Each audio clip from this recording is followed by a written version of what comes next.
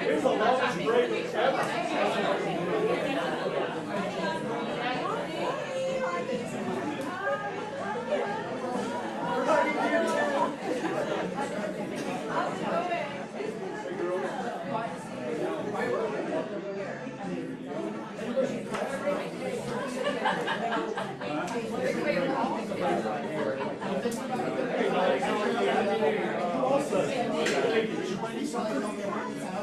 It's in the car.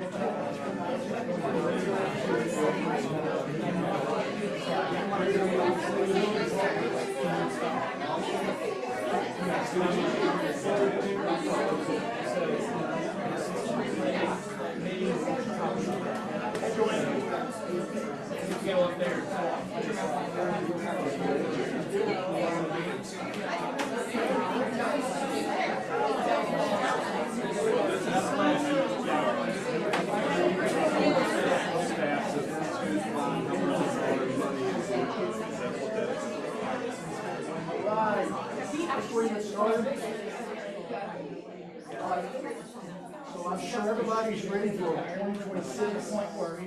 I have your goals down and ready to do it. I want you to turn to your neighbor and say, next year at this time, if I accomplish this goal, I will be very happy. Tell them what that goal is. Whether it's personal, business, whatever, okay? Look at your neighbor and say, here's, if I accomplish this, I'll be really excited. Do that right now, please.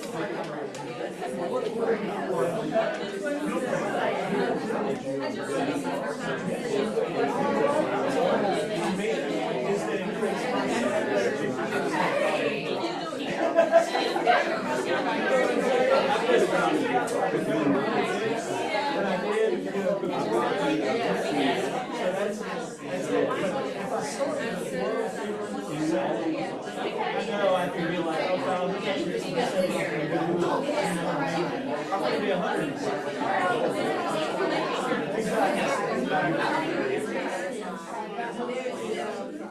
I did that.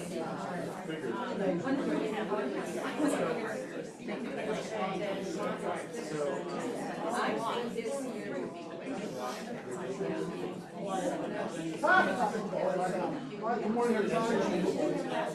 Is anybody here for the very first time? We've not met yet. Anybody here for the very first time? We've not met yet. So welcome to the 2026. Who remembers January 1st of 2000? What was going on? What was going on? Y2K. Y2K, what did that mean? Everything was gonna go. They said that they were going to, we wake up on the first day of January 2000, and you could not put gas in your car, you could not do everything because everything was gonna go away. Really? It's like when they told us when the Olympics came here, you'll not be able to get out of your house and thought the traffic would be so bad. Did that happen? No. Don't listen to prognosticators, guys. They lie to you. So just realize very cool thing. Which is cool. All right, guys. Next, what's next, Kimberly? Y4C2Ts. This is our belief system. It's what we live by at this office. And Arthur, I'll let you pick out the one for this year, first one. Oh, wow. You know what, I usually don't do S, which is success, What? results through people. What? Tell me what that. Well, I'm gonna bring it back, I'm gonna be very agent-centric Okay, I like today. that. Can I do that? You And can. not personal. So 15 of us got together in this room yesterday. Actually, we should talk about that also, so I like that. Okay, and kind of drove each other. Right. And something happens when you're in a group of like-minded people who want to work I made more contacts in a couple of hours than I did all of December, right? And there are people in this room who have never done that before, just come into a room, and they were successful. They were very successful, so success results through people. You need people around you to help drive your success. I don't know why the community was not yesterday, people coming and wanting to start the business. Guys, I went to the community, I said, thank you for coming. Upon your side, I even said it upon the yesterday, which I was thrilled with. So guys, what you focus on, Expand. expensive. Can we thank Arthur for putting that together also? Thank you, Arthur. And guys, there were more expireds we've seen in a long time. There are a whole bunch of expired. If you've never called it expired, you may want to get a script, start calling expired, because they're out there right now. And so they're going to sell, guys. So anyway, that's one of them. All right, moving on. Thomas and or Brown. 3 people today. Ooh, we get 3 people today, I love it. Whole crew. Good morning, everyone. Hey, Carrie. Good morning. I'm Carrie with Thomas and Brown. We've not had a chance to meet yet, and Juan has a very special announcement for us. I've been hanging around here for about 25 years. You tell I'm getting older, Mark's getting older. We got some young talent coming into the firm here. And wanted to introduce you guys to Austin Darnell. He's one of our new associates. He's from the Atlanta area. I'll let him say a few words. Not sure exactly where he's been on a whirlwind of at least one day, and probably will be for a couple of weeks. So you might see him around here though, and if you do, he's going to be somebody that you can reach out to like you've always been able to reach out to us. He's probably not going to be over here in East Cobb a lot, but I'm not leaving. I'm staying right downstairs. So Austin, we're welcome to have you. Well, good morning, everyone. Super excited to join the team at Thomas and Brown. Really excited to be a part of this great team. I just recently made the transition over from civil litigation to real estate, and I couldn't be more excited. So I look forward to working. Maybe the happiest day of your life. Absolutely. So I look forward to working with all of you, hopefully in the near future after I get my feet a little bit wet here. So. Did you actually check his driver's license? He's old enough. Well, he asked us for that Y2K thing. He mentioned Y2K earlier on January 1st, 2000. I turned and I said I was not born yet. So I was born 3 months later in March. His last day here. Yeah, you gotta start moving these. Exactly right. That's right, the question's up, yes, but no, we just wanted you guys to meet Austin, because you'll of course see him in closings, as, you know, we move on, and then, I know that we have our CE class with Cheryl. If you missed the contract changes last month, we're gonna do it one more time for the 2026 changes, so be sure to be here if you did not attend the first one, because they're live now. Yes, thank you guys so I much. think that's it, guys. Y'all have a good first meeting of the year. Let's give him a hand, guys. All right, guys, this puts on the calendar. Oh, yes. We cannot know enough about this. If this was on the calendar, as they acknowledge it's not put on the calendar first, January 8th, wonderful here in this room. It's a fantastic class, guys. It is a fantastic class. I agree with you on that. All right, who's up? Silverton. That's us. Good morning, everybody. Good morning. Good morning. Well, Happy New Year to everybody. Thank you. Danielle, would you like to? Good morning, I'm Danielle with Silverton Mortgage.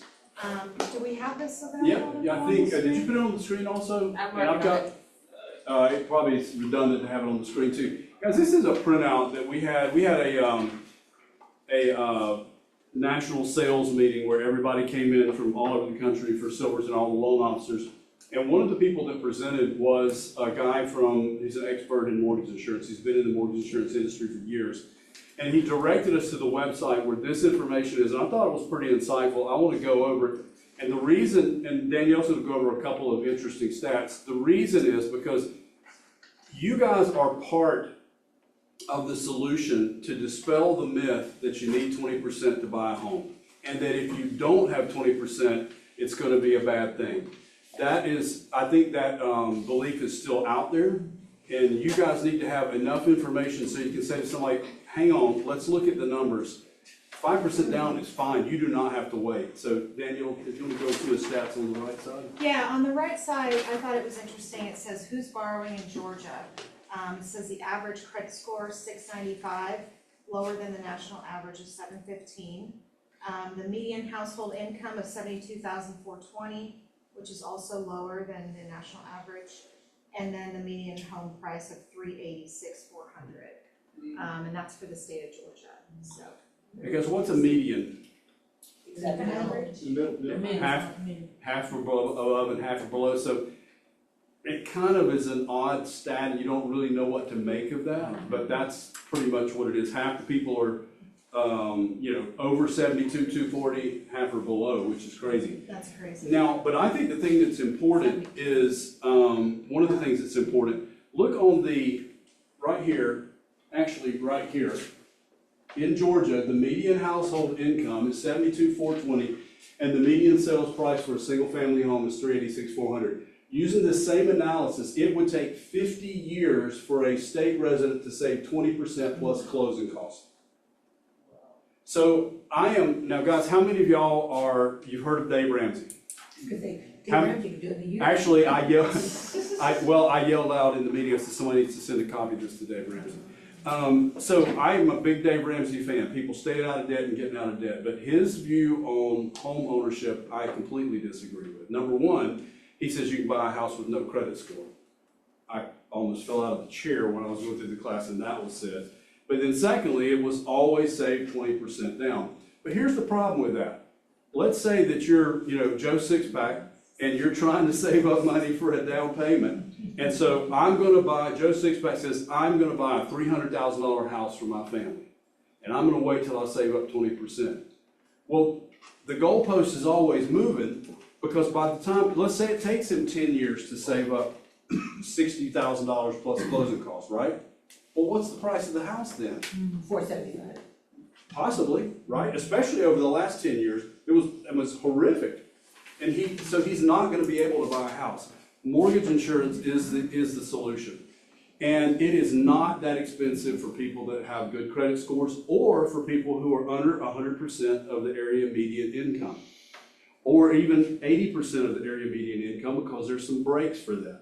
For example, I've got a young man right now who's buying a house at 325. They're putting 5% down. Their PMI is like $65, $70 a month. Well, think about that. $65, $70 a month higher house payment versus what's 5% of $320,000? Yeah. Which is more important? His house is gonna need new carpet, right? The stove's old. They've got cash to do that versus having a payment of $60 a month, that's $60 a month higher. So please, guys, use some of this information, see what you can do with it. If there's a way, if you have somebody who is pushing hard to be able to try, no, we've got to save up 20%. Gift funds, obviously. How many of you guys have clients who've had gift funds to buy a house? That's a wonderful thing, and it's great. But they don't need that. One other thing that I was going to point out was, it says for 68 years, private mortgage insurance has been an important and durable component in the U.S. housing finance system. The first finance entity I worked for in 1987 was a savings and loan association. So PMI had only been around for about 15, 20 years at that point, if my math's right. They were just doing homes where people didn't put 20% down. They had just started doing it, but everybody else was putting 20% down. So anyway, I hope this is useful. If you get a client that is bound and determined that they're gonna wait till they can put 20% down, maybe some of this will help you guys get them to make a move. Cool, any questions? Well, Reed, isn't the home appreciation gonna outpace what they pay for private mortgage insurance? Yes. It should. If you're talking about 3% per year. Just 3%. Right. Well, think about that. On a $300,000 house, we're talking $9,000 a year. Their PMI is not going to be $9,000 a year unless they got really bad credit. Okay. Right. Because PMI is based on two things. Generally, it's based on credit score and the percentage of the down payment. Smaller down payment, low credit score, PMI is going to be high, unless you get the income offset. If you have low income, you can get something better. Cool. Well, thank you guys. Happy New Year. Yes, ma'am. What is the calculation for PMI on conventional loan? On FHA, it is 0.5%. On conventional, how to calculate? There's a whole chart. It's a grid, credit score, down payment, all wherever it is on the chart. I mean, you could do 0.6, 0.4, 0.2, 0.17, I But mean. not above the 1. Huh? Not above the 1%. Well, it could be, if you had a really low credit score and a 3% down payment, it could be, but that would be pretty uncommon to be that high. Yeah, that would be somebody with a 647 credit score putting 3% down or something like that. That would have really high PMI. And then we switch it to FHA, that's right, exactly. And sometimes if you have somebody that even has 20% to put down, if they put 18% down and have that little bit of PMI, they might get a better rate. And then the PMI, it can go away in a year or two, and they'll be paying under $100 a month for that PMI, but yet they'll have a lower interest rate for the life of the loan. Right. So it's definitely not a negative. All right, guys, thanks a lot. Yep. Thank you. In consultation, on Friday last week with an agent, you tell you these right now. The first year in business, this agent did 12 deals, he was on the team. Second year, he did 8 deals, got off the team. Third year, he did 48 deals. And this past year, he did 38 deals. What do you think attributes to success to? He makes 15 contacts every single day. He gets up and he contacts 15 people every single day. And when you look at that much business, he's way above the national norm, way above it. So guys, we're getting out-talked, out-scripted, we're not touching the people, at least having the conversation. Now, a lot of you here are doing that, that's why you're here, because y'all do it, you other me. A lot of people that are just, they're not having the conversation, you have to have a conversation. If you'll set a goal at even 10 a day, will it change your life, Arthur? Yes. Even 10 will change your life, guys. And he has success in that, in whatever market, we've been in the business 4 years, and he has success in that, which I'm thankful for. But that is my nephew, so anyway, so he thanks me for that. I go, I wasn't that good, you're better than I am. It's cool. All right, next, would you please welcome Toll Brothers. Love to have Good morning, everybody. Good morning. Thank you all so much for sharing your time with me. We wanted to come and inform you all about a Toll Brothers townhome community not too far from here called East Cobb Walk. So East Cobb Walk is a townhome community featuring two signature style townhomes. You have the Emerald Collection, which is 3 bedrooms, 3.5 baths, right at 2,000 square feet with a price point of $535 to about $587. Then we have the Sapphire Collection, which is 2 to 3 stories, 3 to 4 bedrooms, ranging between 2,000 to 2,800 square feet with a price point of $587 to $724. We have homes that are complete and ready for immediate move-in now, homes that will be ready in springtime, and then homes that will be ready in July, right before school. Speaking of schools, we are district for Mountain View Elementary School, which is ranked top 20 in the state of Georgia. We have Simpson Middle School, which is a 9 out of 10, and then we are walking distance from Sprayberry High School, which they're currently expanding. The community will offer a pool, cabana, and a fire lounge. We are providing 3% broker compensation and $10,000 towards closing costs with Toll Brothers Mortgage. Do y'all have any questions or anything? That is a lot of information. Yes, sir. Can I get a pamphlet? Yeah, it's in the back. I can bring it to you. Any other questions? They're beautiful, I've walked them with you. Oh, I yes. recognize you Yes, in the it's back, like- yeah. Yes, ma'am. Is it straight townhouse communities or some of them single family? They're all townhomes. It'll be a total of 102. No single families? in No, this ma'am, town? but there's one coming down the street called Cameron Cove. That will be single family. Which high school? I'm not sure about the schools just yet, but it's off of Ross Road, near the D.R. Horton community, in the backyard of it. I just want to interject. I worked with Dia. Dia, this is Angela Presley over the summer. And she is amazing. The houses are beautiful and it's a great experience working with you. Awesome. A voice out of the clouds. Literally, Right. Awesome. thank you, I'll bring you a packet. Okay. Let's get some ahead, guys. All right, guys, so, I love to sort of tell you all how you rank, so guys, and I remind all of you guys that I was a middle school math teacher. That's the highest grade I could teach. Because I was, and I mean, I was not good enough in math to be able to teach anything above middle school, and it was 7th grade middle school math, so it wasn't like calculus or trigonometry. I can't even spell trigonometry. But guys, when I do these searches, and I put in there last year, 12 months last year, and I put all closings and all areas and all price ranges, and I don't do anything to change, but just the numbers. This is the pure numbers of everything they closed, and I'm just using East Cobb offices. Right now, we are the #1 broker last year in all of Marietta.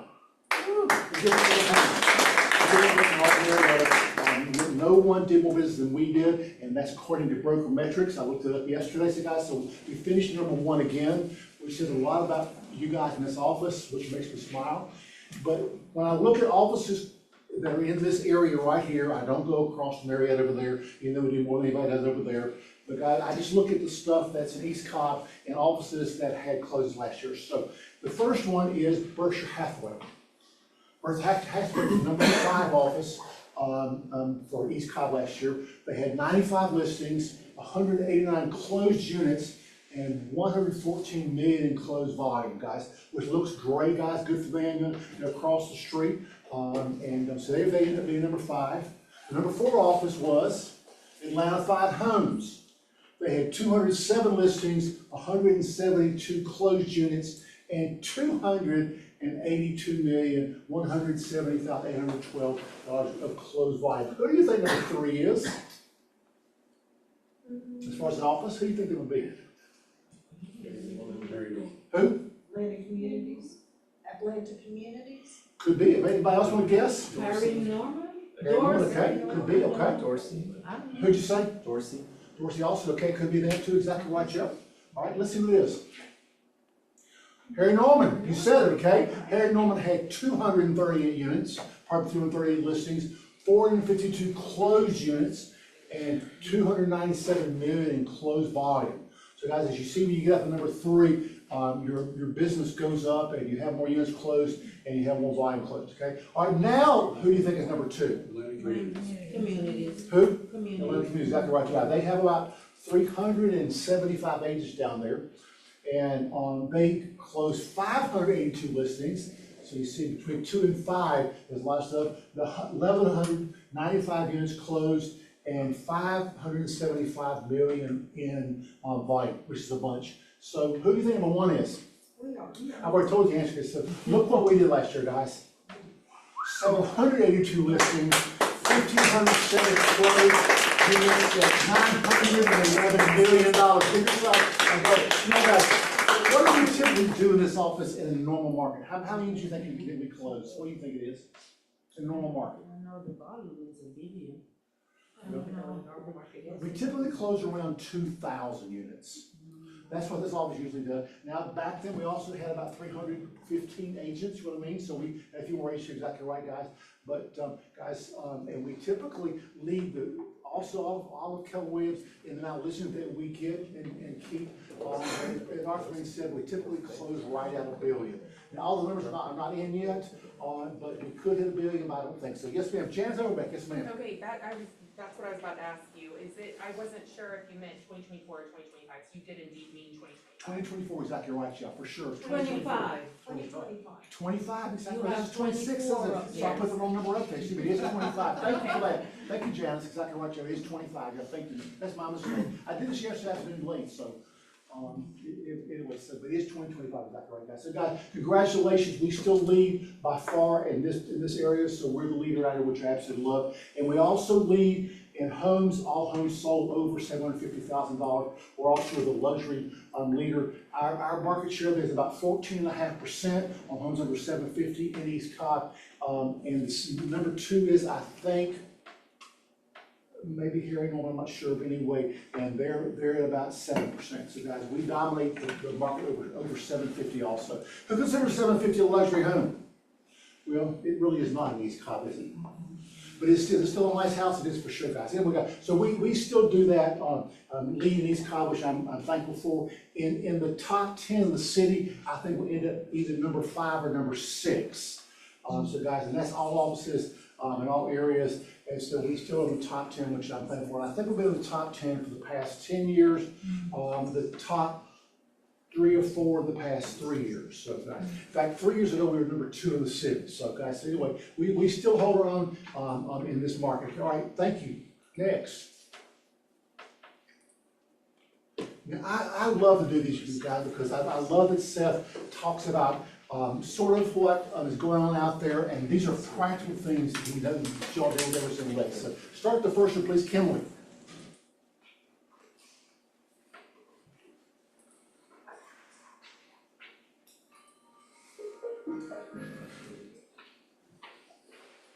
Hello, everybody. I'm Seth Weissman, and welcome to another episode of Safe Real Estate. Today, I'd like to talk about a compensation question that a number of realtors have asked me about. And here's the scenario. Let's say you have a listing, and the seller has agreed to pay you a commission of 6%. And in that document, the seller asks that you pay the buyer's broker 3%.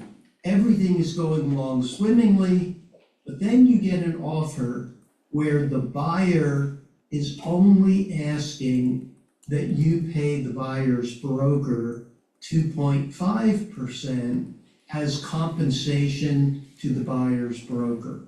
With the seller, you've agreed to pay the buyer's broker a 3% commission, and now you are being asked to only pay 2.5% by the buyer's broker. And the question is, what happens to that other 0.5%? Does it go to the listing broker? Does it go to the seller?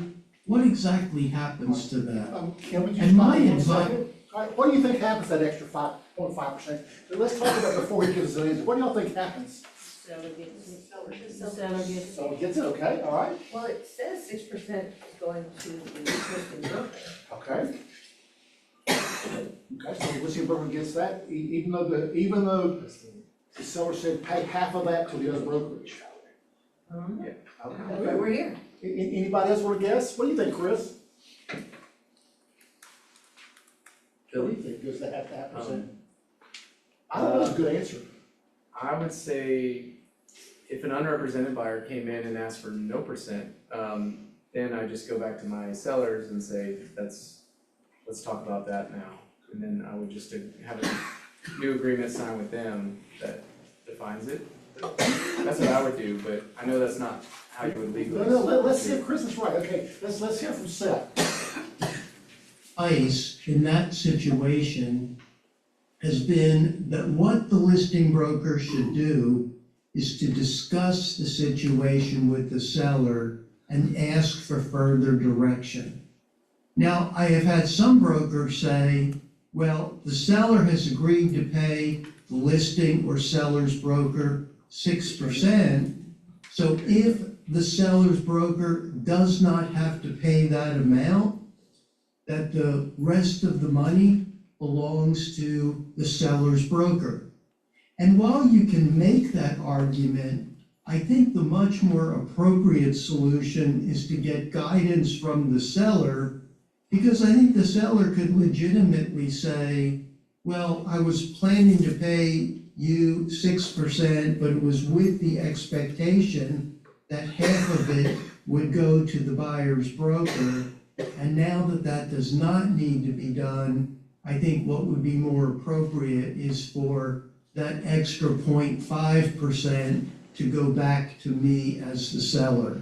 So again, to avoid issues with your seller client, if you are the seller's broker and you end up in that situation, I think the smart thing to do is to get guidance from the seller and come up with an approach that is satisfactory to the seller.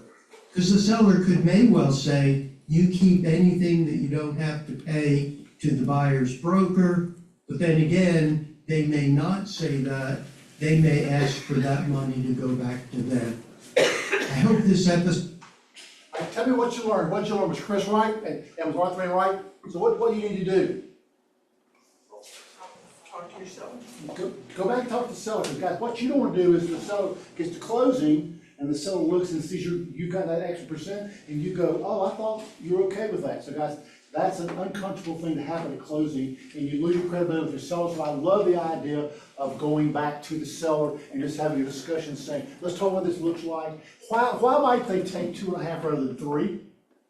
What reason?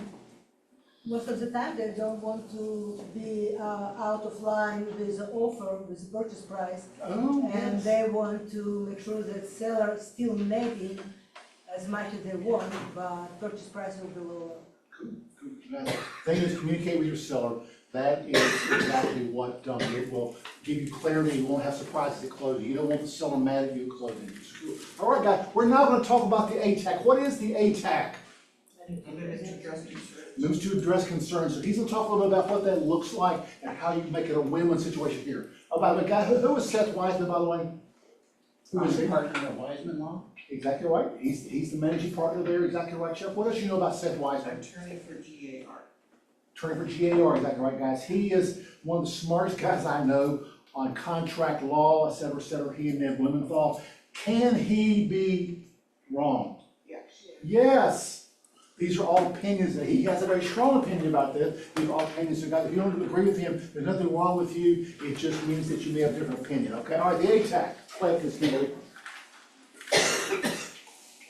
about the amendment to address concerns with property form that GAR publishes.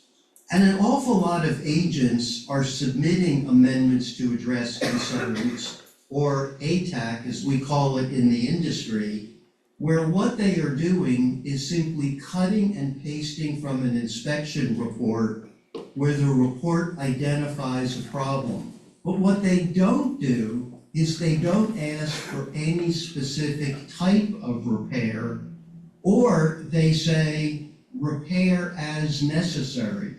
And frankly, when you say repair as necessary, you may not end up with the kind of repair that is going to be satisfactory to your buyer. What you really should be doing is getting that inspection report and then either talking to the inspector or talking to a contractor and asking, okay, we now have this issue, what is the proper fix to correct the problem? And what you should be doing in your ATAC is then identifying what the problem is, but also identifying a specific solution that will be satisfactory to your buyer.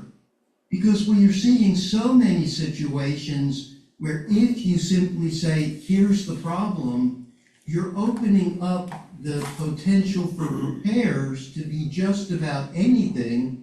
Or if you say repair as needed or repair as necessary, you may end up with a vague repair that really does not satisfy your buyer and causes a lot of problems towards the end of the transaction.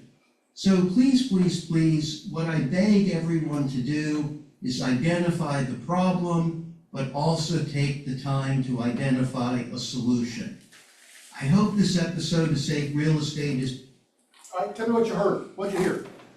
Don't use vague words. Do what? Don't use vague words. Okay, I like that. Gray area. Gray area, I agree. Exactly right, Joe. What else did you hear?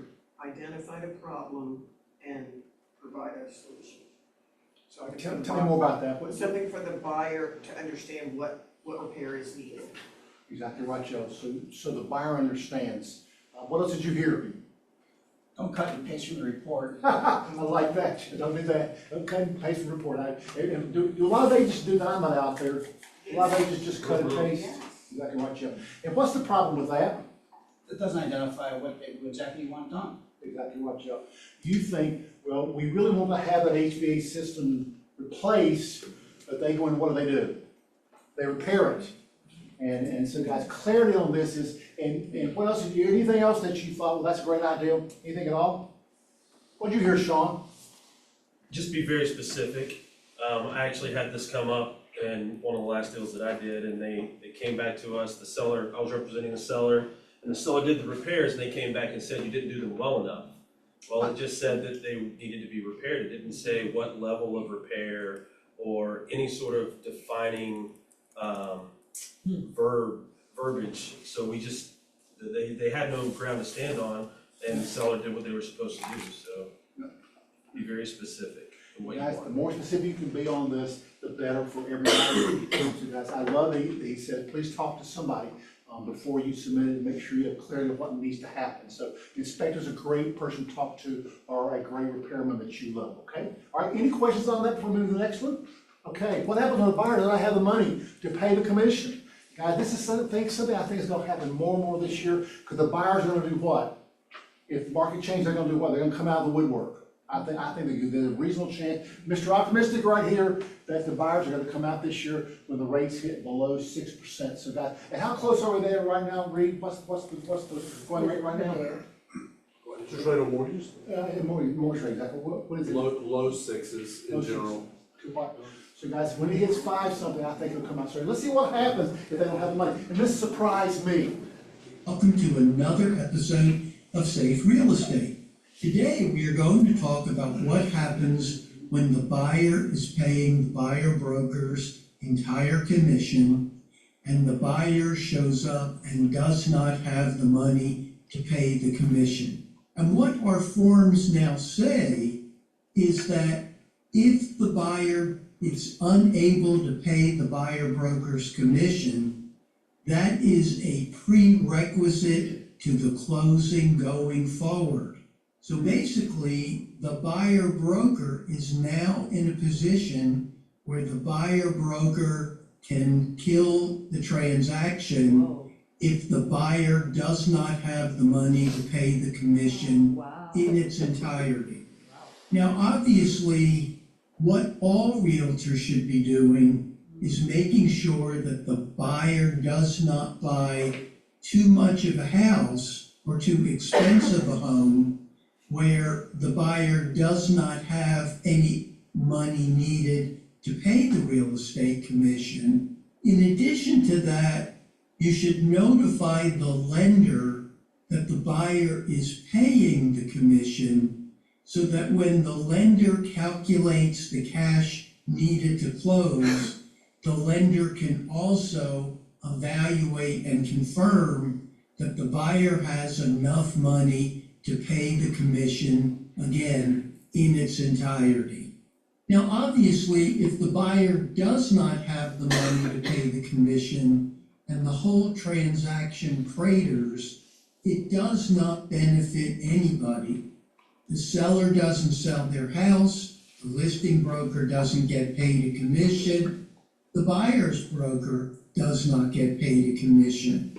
And my advice is that in those situations where the buyer comes to closing and doesn't have the commission payment, if I were the buyer's broker, I would make it everybody's problem. Because the reality is if everyone understands what the situation is, there is a good likelihood that everyone can kick in a little bit of money to get the deal closed. Maybe the seller can pay a slightly higher commission. Maybe the listing broker can take a little less. Maybe the buyer broker can take a little less. Maybe the buyer can pay something, if not the entire commission. And if it's a group issue, then obviously there's a greater likelihood that the transaction will be able to close. One other possibility is for the buyer to maybe give a promissory note or a deed to secure debt to the buyer's broker and agree to pay the amount of money which is owed after closing. In most cases, the mortgage lender is not going to allow that to happen. And of course, residential realtors do not have any lien rights against the property, so the obligation is likely going to be unsecured. I hope this episode of Safe Realist. All right, so who has had a buyer in the past 1 to 2 years that paid the commission? 1, 2, 3, 4, really 5, interesting, right? Tell me more about that, how well did that go?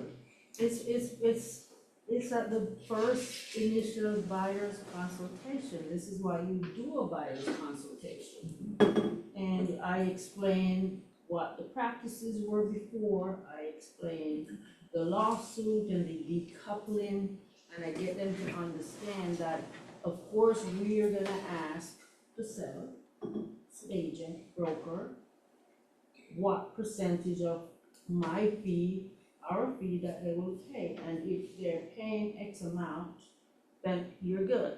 If they're not paying anything, then it is up to you to compensate my broker. Are you okay with that? Do you have enough money?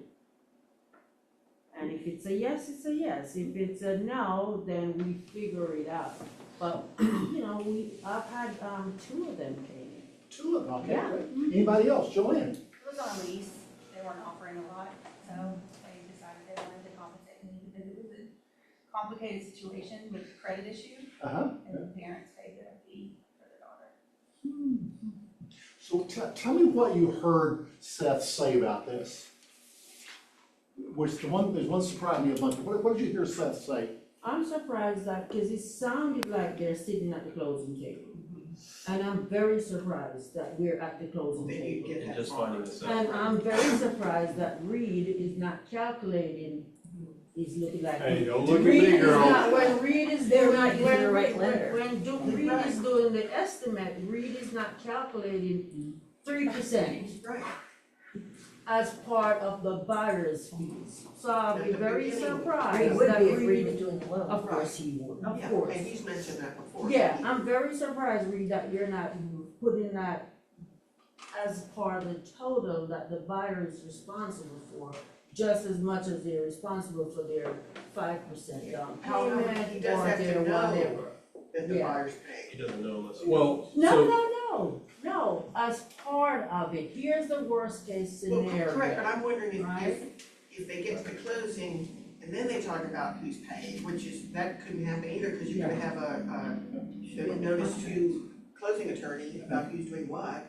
But yes, if they get a good lender, that ought to be in their questionnaire so that they can see our brokerage engagement Okay. way ahead of time. Who else? What did you hear? I think it'd be best practice for agents, when they send a contract over to the lender initially, to let them know, because at that point, they know whether the buyer is paying the commission or not. Go ahead and let the lender know that that's happening, so that they can make a determination with all the information provided. Did it surprise you that you can, as the agent of the buyer, you can stop the closing? Yeah. No. Yes, it That surprised me also. I've never heard that before. So he's the one that writes this stuff, guys, so I'm gonna trust him. Now, if that happens, who should you call first? Your broker.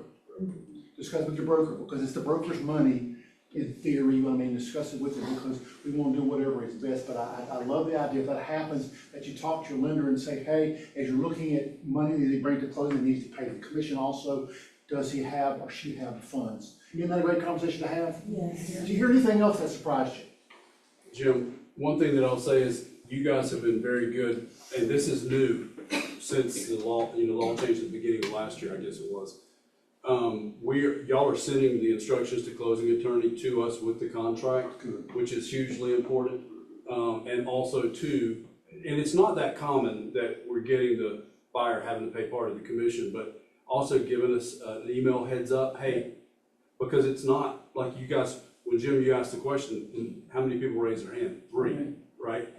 So more than they have in the past though, so. Yeah, so it is a best practice to make sure the lender knows, because we are reviewing the instructions for closing attorney.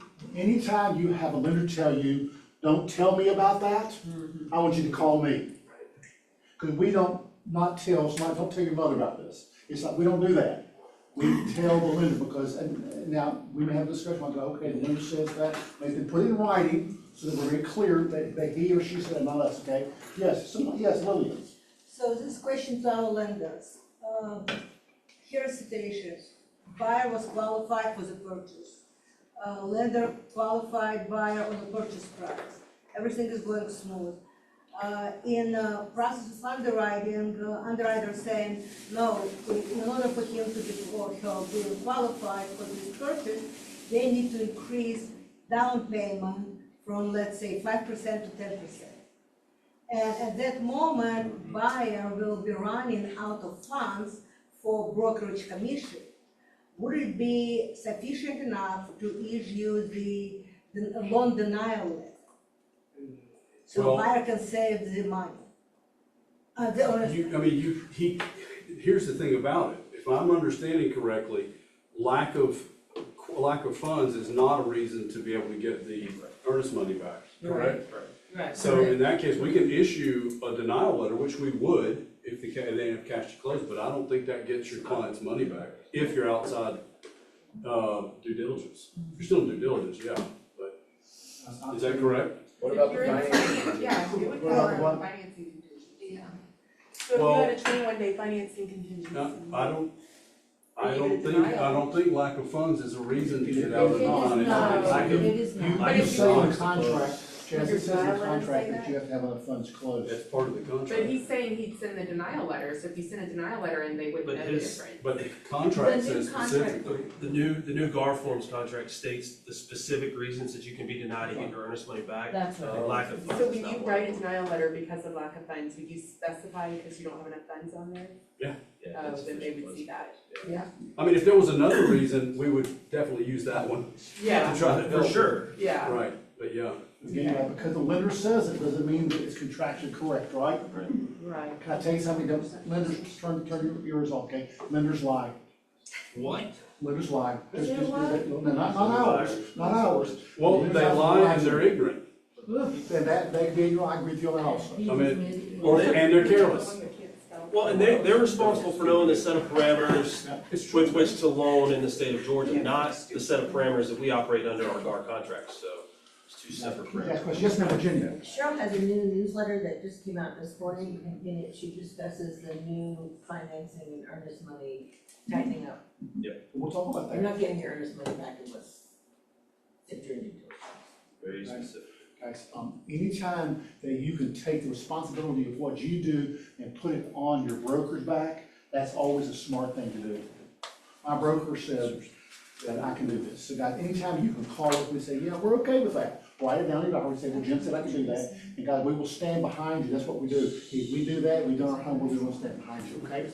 All right, so guys, this is one that I love. We have two more, and I probably will be out by 11:15 unless y'all talk a lot more, which I love. Okay, so the question is, the buyer says to you, I want the broker to, I let the seller pay my commission. And, okay, the question is, how do you do that? Who asks the seller most of the time to pay commission for the buyer's agent? Who does that? Most of them are right. How do you do it, is the question. How do you do it? Sahar, how do you do I it? always add F-259 to my offers. Good, great. Yes. Great, so y'all know how to do that, right, okay? Cool, I like that. Anybody do it a different way? Anybody just add to the contract, say, seller's broker to pay commission? No. Huh? No, let's find out. All right, Kimberly? And welcome to another episode of Safe Real Estate. In this new world of real estate commissions that we are about to enter into, one question is, if the buyer doesn't want to pay the commission, is it better for the buyer to ask the seller to pay the commission or the seller's broker? And the answer is really a function of license law. What license law provides is that realtors can be sanctioned for doing the following: inducing any person to alter, modify, or change another licensee's fee or commission for real estate brokerage services without that licensee's prior written consent. Now, what that means is if the buyer writes in a special stipulation that says something like, the seller's broker agrees to take less and to pay a portion of their commission to the buyer broker, that may in fact be a violation of license law if that transaction can be construed as you inducing the buyer to change the listing broker's commission.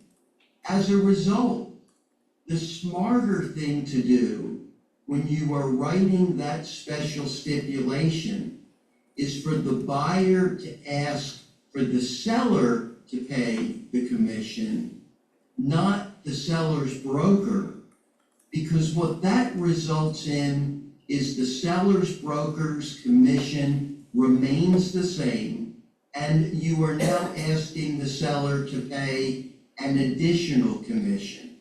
So the bottom line is that to comply with license law, it is really smarter to ask for the seller to pay the buyer's broker's commission, not the seller's broker. I hope this episode of Safe Real Estate has been. Right, why am I bringing that to you? Because everyone here knows which form to use, right?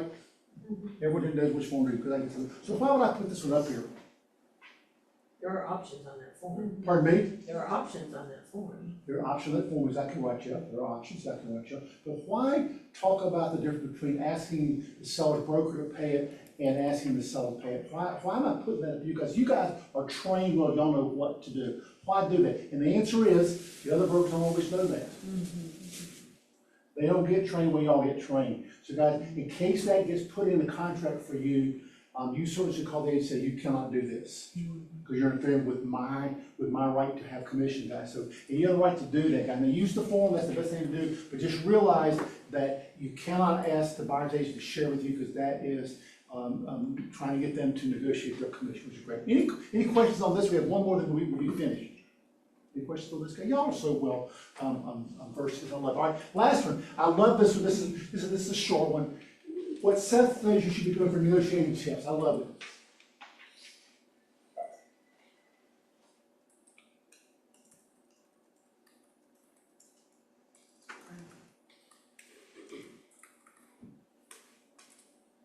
Negotiation.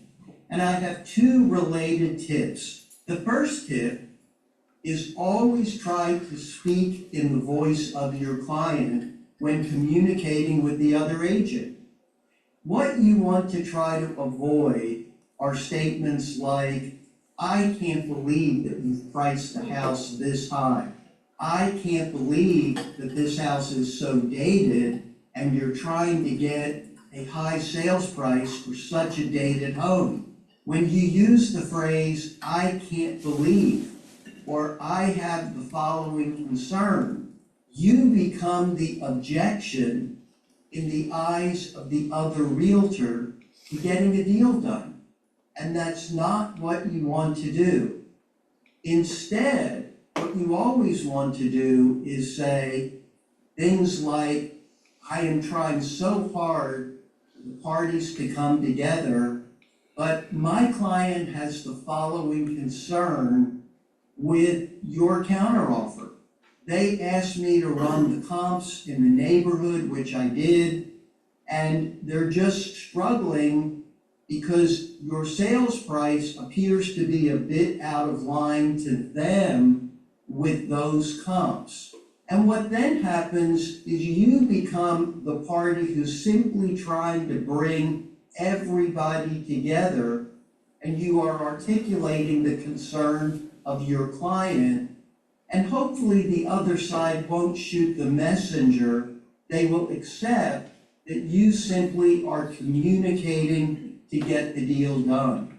The second point is to try to always put yourself in the role of a mediator. And what mediators do is not judge offers and counteroffers. What you don't want to do is to say, well, I'll present this offer, but it really appears awfully weak to me, or I don't think this is a strong offer. Or conversely, you don't want to say, gosh, this really looks like a great offer. You really want to present offers when they come in much more of a neutral tone. So if the other realtor says, here's what I want to do, here are the terms of our offer, you would say, of course, I'm glad to present this.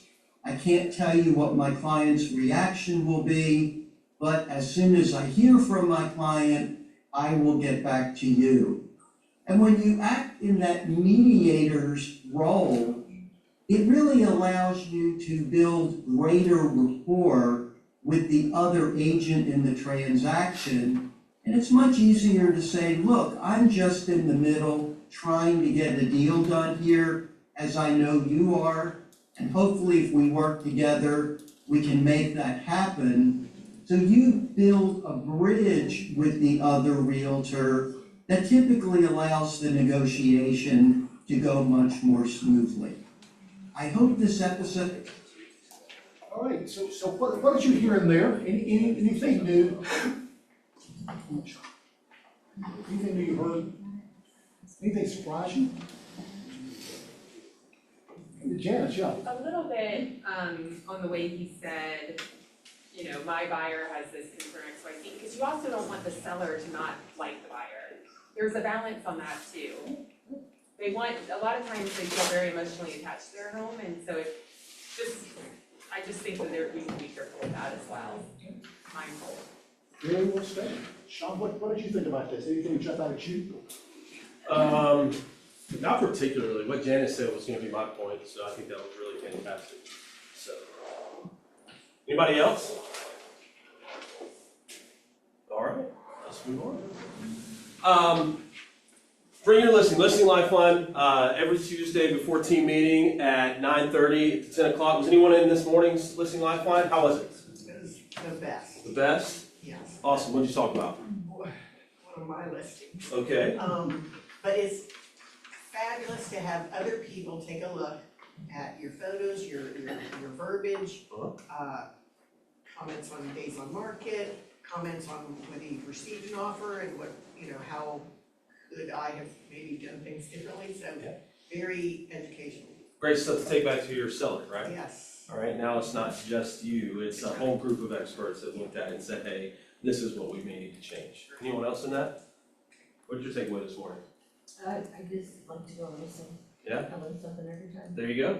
It's great for new agents, great for any agents to have problem properties, things that are sitting on the market. The requirement is it has to be on the market at least 30 days. You can bring up to 2 listings.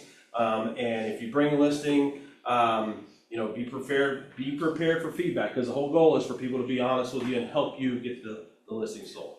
All right, next thing, Kimberly. All right, mindset reset for real estate success. This is Orly Steinberg, and I'm going to let Arthurine talk about this because this is her deal. Start tomorrow from 11 to 12. Yes, and have we sent out the Zoom link? It will be tomorrow morning. Okay, so tomorrow morning, okay, so Orly Steinberg has been an agent for 40 years, has been an MREA for 20 years.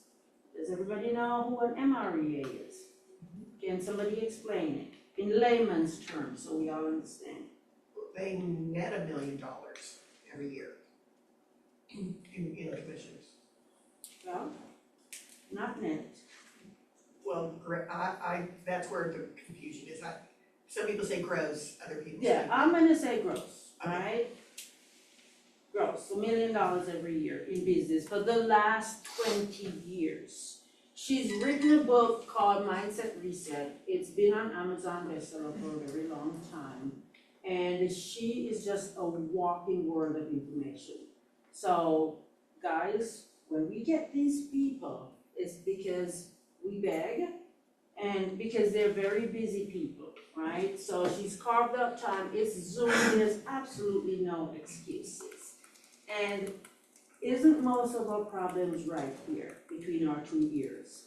So come learn from Orly. And of course, she's gonna give you tips about how to run your business and how to stay sane and have a really successful business without sacrificing your family and the other important things. Absolutely. Right? Thank you for setting that up, Arthur. Oh, absolutely. Kimberly? All right, this is really important. I need everyone to listen. Unfortunately, we found out on Tuesday last week that Tin Lizzie's shut down, like that day, just straight closed. So we had to change venues for our Success on the Rocks. So we're gonna be moving to McCrae's Tavern, which is right at the corner of Johnson Ferry and Little Roswell. Oh, yeah. All right, they've carved out a great space for us. They have some really cool spot for us, so we're gonna be able to use that. So we're gonna be there this week, this Thursday, from 5:30 to 7 for our Success on the Rocks. Kimberly's also gonna send an email out reminder, and we'll also send a text reminder if that's okay. That way we cover all our bases there. Please invite your non-KW friends. This is an opportunity for them to get to know some of our agents, to get to know who we are, how we operate, that we're nice people, even though they already know that. Bring those people, all right? I'm gonna challenge you, if you come, at least ask 3 people that are non-KW agents to join us for this. There's no cost, it's not a recruiting session. Those of you that have been, myself and Jim and the staff, we're not recruiting people on site, we're just talking to people. We want them to like us and feel like they're missing out, because I bet their office is not doing anything like this, and they're also not doing the level of training that we are, right? So we want them to get to know us, be around us, and then want to be here, okay? All right, Kimberly? Match the contracts. Our next ACE class is starting. You can scan this QR code and it'll give you all the dates. I believe the first one for 2025 started yesterday, and they're going to rotate around at the different offices. So this, if you'll scan this QR code, it'll tell you what this is or where this is. This is a great class. It's targeted at new agents. You have to be there for the entire session. You can't just pop in, but it is great information. She is going through all the contracts in detail for all of the agents. Okay, and it's now a 5-day course instead of a 2-week course. She's condensed it down to 5 days for full-time agents, and then there's a part-time agent class, and all that information will be there at that QR code. Okay. Clicks and tricks, Kennedy, your turn. Go on up. Okay, good morning, you guys, and Happy New Year. So I wanted to focus, I've kind of brushed over this before, but specifically with the new year, I wanted to go back over goals because I feel like that's on everyone's mind, especially with resolutions. And goals for social media tend to be a little bit different, especially if you're just getting into social media or if you want to set yourself more attainable goals for this year. So one issue that I see when people talk about setting goals for social media is that they aren't specific enough, measurable enough, and attainable enough. And the thing with attainable is it's going to be different for everyone. So for some people, you know, if they already have a very strong following, an attainable goal for them would be like 200 likes on a post on Wednesday, or 200, you know, say they want to gain 200 new followers this next year, versus someone who's just starting their account, maybe they want to get to 100 followers total this year. So as we enter the new year, now is a perfect time to start setting those goals for yourself, understanding what it is that you want to achieve and how to achieve that. So these are just some examples of measurable and attainable goals. So this year I will start a TikTok account. This could be Instagram, Facebook, LinkedIn, whatever suits you best, and I will gain 100 followers. This is something that you can take note of now, where your followers are, come back again on January 5th, 6th, whatever day it is, next year. 6th of 2027, and you can see if you have in fact gained 100 followers, total interactions will increase by 40%, bless you, and I will get 10 new comments a week. So again, these 3 goals are things that you can clearly see, point A to point B, this is what I have or have not achieved for yourself. So again, this is something that I just want to emphasize as we move into the new year, that really helps when you are starting to think about your social media, how you want to go about that, and what you can achieve. And again, I'm here if you need anything, so if you guys have any questions, I'm always downstairs in my office. And actually one of your videos that I want to show. So Billy posted a house walkthrough, and so these are the types of videos that we will feature for our listing of the week posts. And again, once a week we pick a new agent or an agent that sends us their listings, because if we don't have your listing, we can't post it. So if you guys want to be featured on our accounts, please send us listings, videos of your listings. Not us, send it to Kennedy. Yes, I say us, I mean me. Send me your listing, and when I ask for like the walkthrough videos, it can be something just like this, just a few quick videos that you take inside of the listing.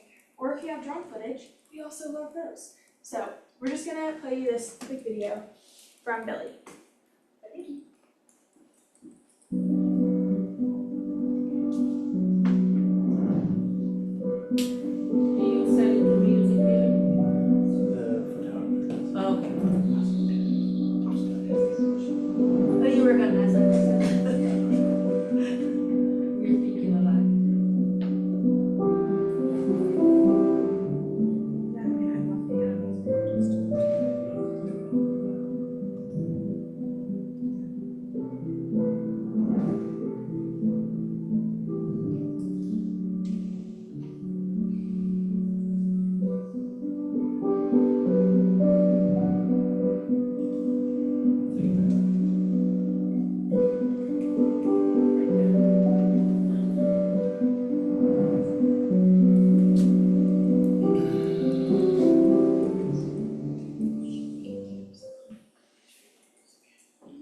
So Billy, did you take the video, edit the video, and post the video all by yourself? And played the piano. And played the piano all at the same time? Yes. Okay. So how did that video end up on your Instagram? So I Walk us actually, through it. my photographer, he usually likes the like fast transitions, but for this property, because I did join the Live Luxury with you guys, I wanted it to be slower, smoother, and I was like, add some piano music, and I just kind of told him that. And then they spliced it up, so I just paid like the fee for the specific Instagram video. Okay. You can pay like bigger fees for Do you mind sharing what that fee is so people kind of have an idea? well, with all the photos and that package, it was like $600 total for the listing photography. But if you pay for like a longer video, which I don't have any need for, it'd be like closer to 900, I think. Awesome. There's some perspective. And this is really great stuff. People love to watch this stuff. That seems like a pretty good price point too, for that house. Yeah, I is there a underpriced big problem with it? I underpriced it. Underpriced it, Yeah. so it's already under, that's the one you put under contract like immediately, right? Yeah. Nice. What price one is it? $825, Okay. but we ended up at $870 because we got several offers. It's awesome. All right, Kimberly? All right, before we do the motivational minute, all right, we haven't done this in a couple of weeks because we haven't had any team meetings. Let's see, let's go since December 15th. Has anybody in the room had a contract terminate? Raise your hand. Don't be shy. Terminate or? Contract terminate, all Under right, that contract. sucks. Have a coffee on us. Under contract. Oh, Something was under contract and It terminated. wasn't this one. Oh, you're just Enjoy some talking coffee about on us. Thank you. Anybody else? Last year, how? Was it between December 15th and now? What about going under contract? That's something. You get paid for that. All right, so we're gonna do motivational minute. Jeff talked about goals earlier today. Kennedy just talked about goals, specific, measurable, attainable, repeatable, and trackable. All right, it's a SMART goal. I want everyone to think about what their goals are. Very specifically, what your goal is. Okay, does anyone want to share what their goal is for 2026? Don't be shy. Jim, what's your goal for 2026? At the 31st of this year, we will be at 300 total agents in our office, How many agents do we need to get there? 45. 45 net agents. That includes the agents we bring in and the agents that leave. Okay? Which we better bring in at least 10 a month, 12 to 15 to make sure we exceeded that goal, yes. That's right. Anybody else? And Sean, we'll finish, okay, but we want people that want to sell, not people just to come in and fundraise. So we're not looking for people just to feel That's right. stressed. You're gonna be intentional and specific, right? Exactly right, yes. All right. Janice, can I put you on the spot? What's one of your goals for 2026? Mine is that we're the number one, team converting for solar for 2026, and that's really enough. Awesome. What is it gonna take for you guys to get there? Right now, we're number 4. Right now, you're number 4? Out of how many? 48. 48. Okay, that's outstanding. Anybody else? Anyone? Who has set goals for 2026 and they just don't want to share them out loud? Go with 2 closings minimum per month. 2 closings minimum per month. That might help Janice and y'all's team get there, right? Get to All that I can do. number 1 team. There you go. That's awesome. He even watched my dog for me. Nice. No extra charge. There you go. So I want to talk to you a little bit about what's called the black coffee theory. Who's heard that before? Anyone? The black coffee theory is you go into a coffee shop and the lady at the front desk asks you what you want. And all you can think, you really want a latte. You know you want a Oh, I've latte. seen those things. But all you can think of is, I don't want black coffee. So that's what you say. She looks at you kind of perplexed. She doesn't know what to say. So she just goes about her business. You go sit at your table and she goes about her business. 10 minutes later, she's like, what did that guy want? What did that person want? Coffee. And the only things they can remember is black coffee. So what do you end up at your table with? You get black coffee, right? A lot of times we focus on the things that we don't have.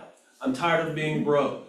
I'm tired of being tired. I'm tired of being overweight. I'm tired of feeling bad. Whatever it is, instead of saying, I want to feel like this, right? I want to have X dollars in my checking account at the end of this year. I want to have X dollars invested at the end of this year. Be very specific, because if you're not specific, the universe is listening, right? The universe is listening to the things that we say and do, right? And so if I constantly say I don't want to be broke, well, all it hears is broke. If I say I want to do 2 deals minimum a month, that's what the universe is going to hear. You still have to go do it, But you continue to put that out there and everybody else hears that around you, they're gonna start holding you accountable to that, right? Hope so. Margaret, are you gonna hold him accountable to 2 closings a month? Boy, is she. So don't be afraid to put your goals out there, okay? If you have a goal and you need someone to hold you accountable and you don't know who that can be, ask someone. Raise your hand if you'd be interested in having someone hold you accountable to your goal this year. Raise your hand if you already have that person. Okay, so there are a few people in this room that don't have that person. Maybe you want to be accountable and you don't have that person, you saw somebody's hand up, go talk to them.